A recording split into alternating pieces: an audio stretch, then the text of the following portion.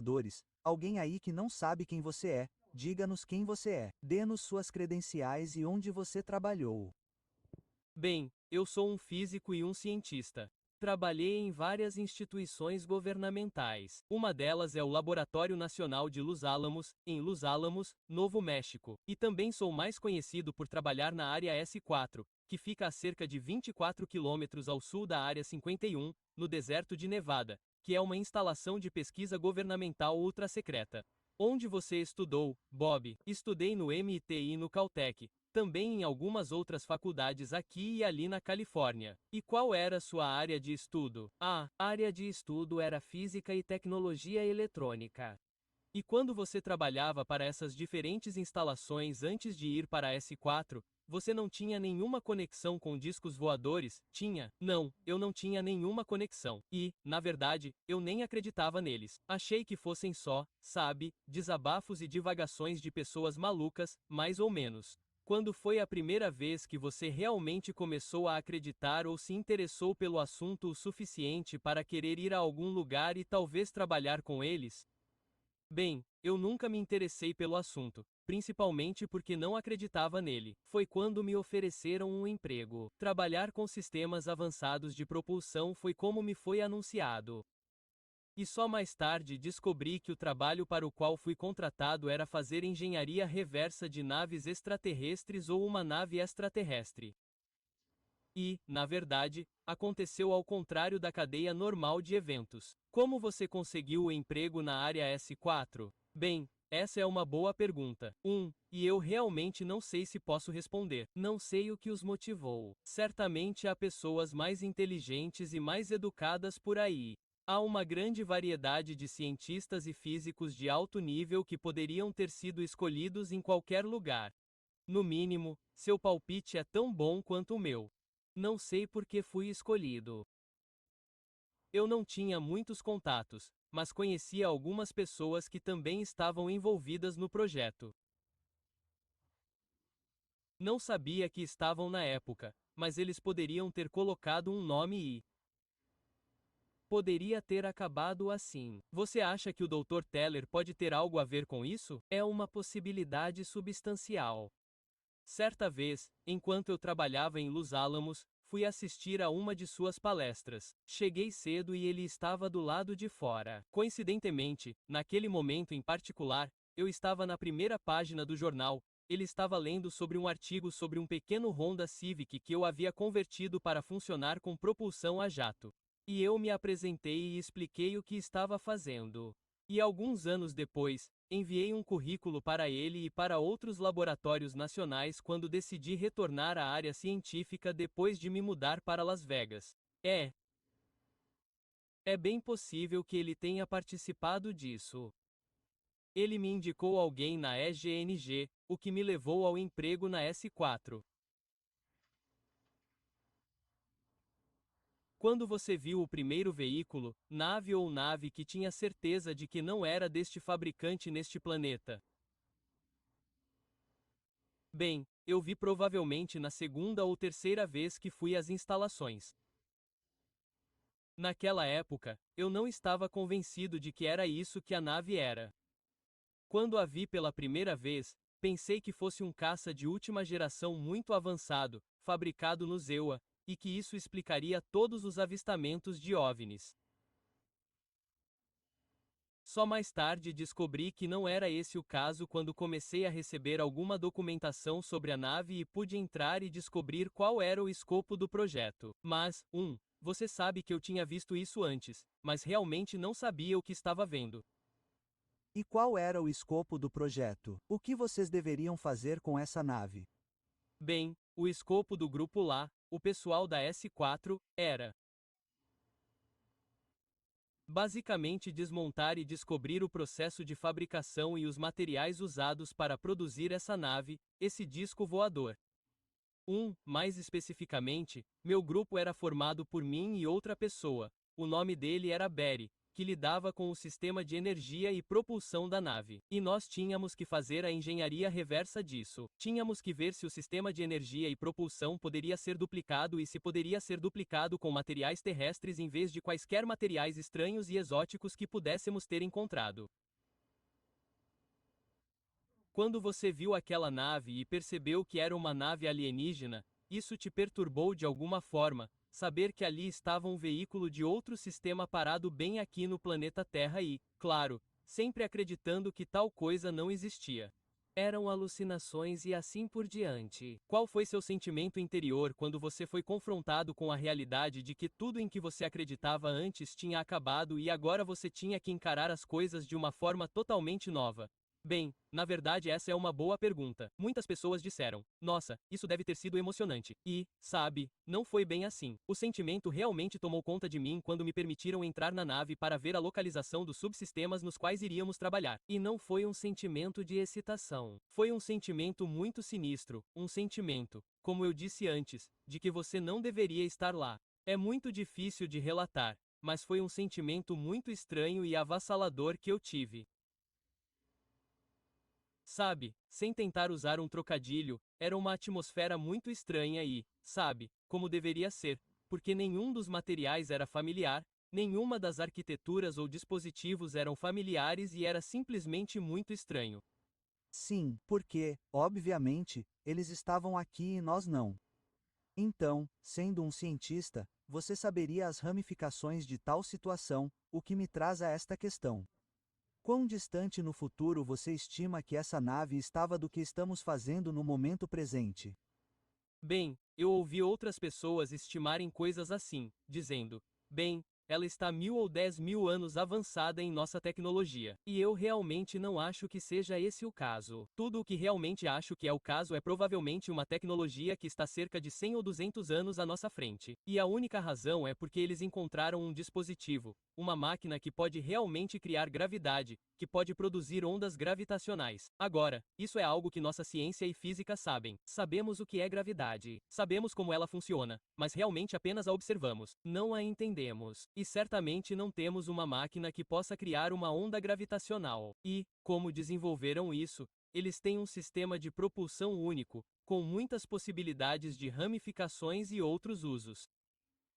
A fonte de energia também é bem única. Sabemos da sua existência. Existe uma reação de aniquilação total, que conhecemos. As 3 reações atômicas que conhecemos, ou fissão, como você vê em uma bomba atômica, e fusão, como você vê em uma bomba de hidrogênio. E atualmente estamos tentando fazer um reactor de fusão para fornecer energia limpa. E também sabemos que existe uma reação de aniquilação total, que é uma reação extremamente eficiente, praticamente 100%, sobre a qual ainda nem começamos a fazer pesquisas. Mas, você sabe, esses sistemas estão em operação e não parecia tão distante assim. Sabe do que estávamos falando? Bem, uma coisa interessante é que o reactor que movia esse veículo era muito pequeno em relação à energia que produzia, não era? Era tremendamente minúsculo. Você está olhando para algo que produz mais energia do que uma usina nuclear comum. E se alguém mora perto de uma dessas, você sabe o quão grandes essas coisas são. E estamos olhando para algo, sabe, pouco maior que uma bola de basquete que está fazendo isso. Incrível!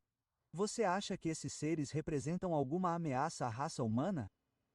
Eu acho que não. E, novamente, isso é especulação. Eu realmente não saberia nada sobre isso. Mas se a intenção era causar danos, sabe, por todas as indicações, parece que a Terra foi visitada por milhares de anos.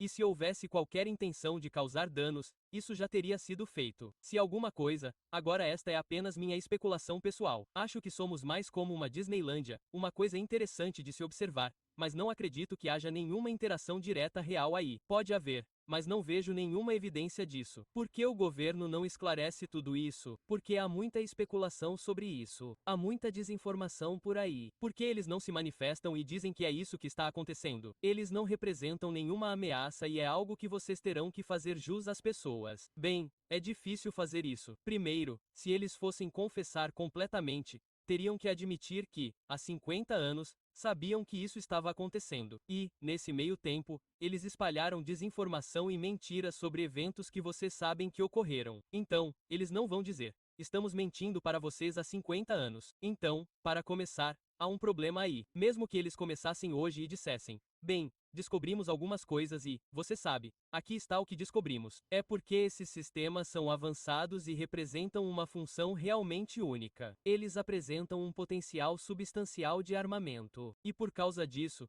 todas as informações certamente não serão divulgadas. No entanto, sempre me perguntei por que pelo menos a existência da nave, pelo menos uma declaração no sentido de que encontramos algum material. Temos algumas informações, muitas delas dizem respeito à segurança nacional. No entanto, podemos verificar a existência de vida em outros lugares além da Terra e da tecnologia que temos e, você sabe, talvez liberar um pouco de informação aqui. Mas, eles nem estão fazendo isso. E, você sabe, nessa nota, pode haver várias razões pelas quais não pensamos muito. Quem sabe em quais crenças isso pode interferir? Você sabe, é um pensamento assustador. Você sabe, nós praticamente nos colocamos no centro de todo o universo, que somos a raça mais superior e, você sabe, pode incomodar as pessoas descobrir que realmente não somos tão importantes. Bem, com esse pensamento em mente, você acha que talvez os próprios alienígenas possam estar dizendo: olha, é melhor você ficar quieto e nos deixar continuar observando sua pequena Disneylândia. E você acha que isso também pode ser parte disso? Certamente pode ser parte disso. Poderia ser que a arquitetura de todo o plano tenha sido estabelecida por eles. Quem sabe que tipo de comunicação, se é que tivemos alguma. Mas, novamente, seu palpite é tão bom quanto o meu sobre isso. Quantos tipos diferentes de naves você viu? Só uma, ou havia outros estilos? Bem, havia uma nave em que trabalhei que era uma nave de aparência muito fina e elegante comparada às outras que estavam lá. Havia 9 naves. Apelidei esta de modelo esportivo porque era uma coisa muito elegante, estilo disco voador dos anos 50, e o nome pegou e as pessoas estavam usando esse nome. Realmente não sei muito sobre as outras naves, além do fato de que foi acidentalmente ou apenas uma coincidência que as vi uma vez. Todas as portas do hangar estavam abertas em um momento específico quando eu estava lá e normalmente elas estavam fechadas. Mas, na maior parte, a única informação que tenho é sobre a nave em que trabalhei em particular. Então, você não tem ideia se as outras naves vieram de sistemas diferentes ou se eram todas do mesmo sistema? Você não tem ideia sobre isso? Bem, eu sei com certeza que o sistema de energia e propulsão em todas as naves era o mesmo.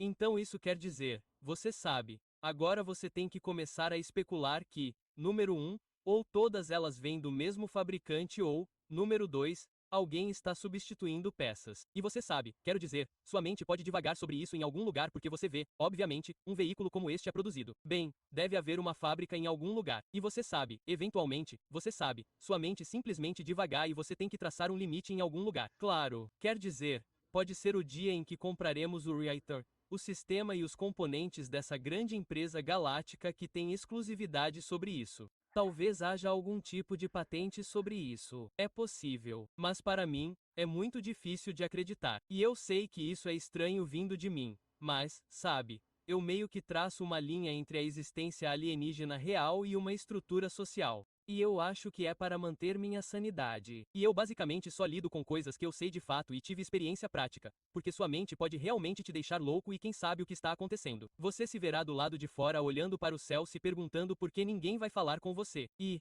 para manter minha sanidade, eu apenas lido com o que eu realmente sei que é fato e tento não especular muito. Voltando a isso, você realmente viu a nave em que você trabalhou voar ou operar? Sim, eu vi uma vez de perto e em várias ocasiões a cerca de 16 quilômetros de distância. Em uma ocasião específica, havia um voo de teste acontecendo, eles vieram e me levaram para testemunhar um voo de curta duração e eu fiquei na porta do hangar e a nave levantou do chão, sabe? O que foi uma visão incrível por si só. Algo com cerca de 16 metros de diâmetro levantou do chão praticamente em silêncio, se moveu um pouco e pousou novamente. Mas, sabe, essa foi a operação de curto alcance que eu vi. Os humanos conseguem reproduzir aquele veículo. Na época em que eu estava lá, isso nem era possível. Se eles conseguissem pilotá-los, bem, conseguir pilotá-lo. Bem, havia um piloto de testes pilotando a nave. Então, aparentemente, tínhamos desenvolvido a experiência para pelo menos levantar a coisa do chão e movê-la. Quanto a levá-la a uma grande distância ou tirá-la da atmosfera, é algo que eu acho que não aconteceria. Isso é, sabe, um bem precioso na operação de naves extraterrestres e, sabe, as coisas mudam quando você deixa a atmosfera. Coisas como o fato de não haver ar lá fora, o fato de não haver exatamente 100% de chance de você conseguir trazê-lo de volta agora. Então, sabe, não acho que eles estejam voando para Júpiter e observando os planetas. Acho que eles estão sendo muito cuidadosos com isso. Eles estão apenas testando sabe, e continuarão assim por um tempo extremamente longo. Parece que o governo realmente faria de tudo para tentar duplicar isso porque me parece o melhor veículo para se locomover, especialmente em nosso próprio sistema solar. Bem, sim, você tocou em 2 pontos aqui. É o melhor veículo para se locomover e imagine ser capaz de ir a qualquer lugar instantaneamente agora sem nenhum potencial de armamento. Considere isso como um potencial de armamento. Temos problemas no Oriente Médio. Você sabe quanto tempo leva para colocar porta-aviões lá? Bem, estaremos lá em algumas semanas. Quero dizer, é preciso reabastecer muitos aviões. Se pudéssemos estar lá fora num estalar de dedos e carregar algo assim com tanques e armas, sabe, ou atrás das linhas inimigas em vez de avançar na frente delas. Quero dizer, esta é uma arma tremenda. E é por causa disso, eu acho, que vemos muito do segredo surgindo.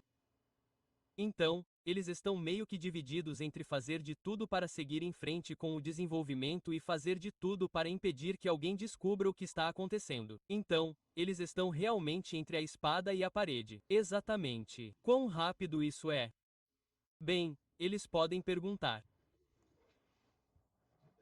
Então, exatamente quão rápido isso é? Você sabe o quão rápido essa nave pode voar? Bem, é por causa da maneira como a nave opera. É uma pergunta que realmente não faz sentido porque a gravidade é um dispositivo de propulsão gravitacional e sabemos que a gravidade distorce o tempo e o espaço. Distorce o tempo e distorce o espaço. Quando você se move em modo linear, você viaja uma distância x em um determinado tempo, que é o que determina sua velocidade. No entanto, se você distorce o tempo e a distância, a equação não faz mais sentido. É um absurdo. Então, essencialmente, por causa da propulsão gravitacional do dispositivo, você pode se mover a distâncias tremendas quase que instantaneamente. Você já descobriu ou eles lhe disseram de onde essa nave veio, de qual sistema ou paradeiro? Bem, havia documentação que eles tinham, mas, sabe, era algo que eu não podia verificar. Eu sabia no que estava trabalhando porque pude analisar e desenvolver teorias sobre isso, mas, quanto às informações de outras pessoas, não sei se as informações estão corretas, mas presumo que a maioria delas estava. Se de fato estivessem, eles afirmam que a nave veio do sistema estelar Zeta Reticuli. É um sistema estelar chamado NET. Acredito que seja visível apenas no hemisfério sul. Então, não se preocupe em olhar se estiver nos Estados Unidos, mas fica a cerca de 32 anos-luz de distância, o que é uma distância tremenda, considerando que, mesmo se você estivesse se movendo na velocidade da luz, levaria 32 anos para chegar lá e 32 anos para voltar, o que, claro, não podemos atingir a uma velocidade que não podemos nem atingir agora. Claro que essa nave obviamente vai e volta mais rápido do que isso. Bem, deve ser. E por causa da suposição de que, número 1, ela é pequena. Número 2, não há depósitos para nada, como comida. Não parece ser uma área de resíduos. Nem parece ter carga. Então, de onde quer que tenha vindo, veio de lá muito rápido. Sabe, é outra razão pela qual o chamei de modelo esportivo. Não tem espaço para bagagem. Tipo um dragster. Exatamente. Porta-malas. Não tem banheiro. Não tem banheiro. Tem uma função específica para ir de um lugar para o outro o mais rápido possível. E era assim que parecia. E era. Parece bom. Quando você foi retirado deste projeto ou você simplesmente desistiu dele ou o projeto foi concluído? Agora estamos em uma longa história.